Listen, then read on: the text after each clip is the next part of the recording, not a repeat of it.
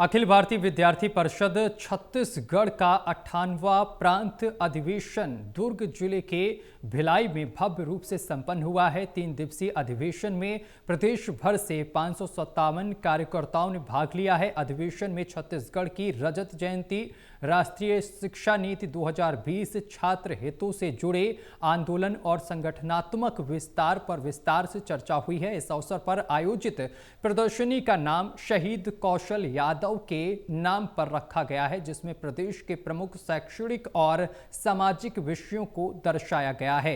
अधिवेशन में गुणवत्तापूर्ण और रोजगार परक शिक्षा को लेकर सरकार द्वारा उठाए गए कदमों पर चर्चा हुई।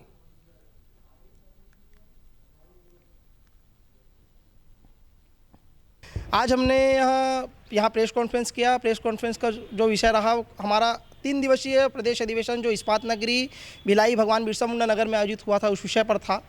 हमने इस प्रेस कॉन्फ्रेंस में हमारे जो 3 प्रस्ताव हम लेकर आए उस पर चर्चा हुई, हमारे 2 भाषण हुए उस पर चर्चा हुई, हमारे अलग अलग सत्र हुए उस पर चर्चा हुई। हमने अपने प्रस्ताव में कहा कि नक्सल मुक्त छत्तीसगढ़ की ओर हम बढ़ रहे हैं, अग्रसर हो रहे हैं, उसके लिए भी जो अभी कदम उठाए जा रहे हैं वो सराहनीय है। और विद्यार्थी परिषद ने समाज से भी आग्रह किया कि इसके लिए भी आपको भी अलग अलग प्रयास करने चाहिए। इस पर भी बातचीत हुई। विद्यार्थी परिषद ने शिक्षा के क्षेत्र में भी कहा कि लगातार हम देख रहे हैं कि विद्यालयों में विद्यार्थियों की उपस्थिति की संख्या घट रही है। इस पर भी विद्यार्थी परिषद ने कहा कि विद्यार्थियों की संख्या कैसे बढ़े, इसके लिए भी हमको काम करना चाहिए।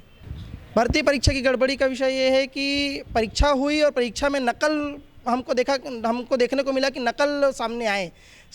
जो व्यापम है उसने नकल को रोकने के लिए जो कदम उठाए वो मुझे लगता है कि हंसने योग्य है, क्योंकि जो व्यापम ने किया कि धार्मिक भावनाओं को ठेस पहुंचाने का प्रयास किया। उन्होंने कलावा उतरवाया, उन्होंने मंगलसूत्र उतरवाया। विद्यार्थी परिषद का मानना है कि आप धार्मिक भावनाओं को ठेस न पहुंचाएं, आप कड़े नियम बनाएं जिससे नकल पर रोक लगाई जा सके। निश्चित ही हम विद्यार्थी परिषद ने अभी अपने प्रस्ताव के माध्यम से कहा है कि आप ड्रेस कोड लागू कर रहे हैं और ड्रेस कोड के नाम पर विद्यार्थियों को बिना शर्ट के भी आप परीक्षा में बैठाए, ऐसी भी हमको स्थिति देखने को मिली है। आप कड़े नियम बनाइए, लेकिन ऐसे कड़े नियम मत बनाइए जिससे आपको भी कोई लाभ ना हो और विद्यार्थियों का नुकसान हो।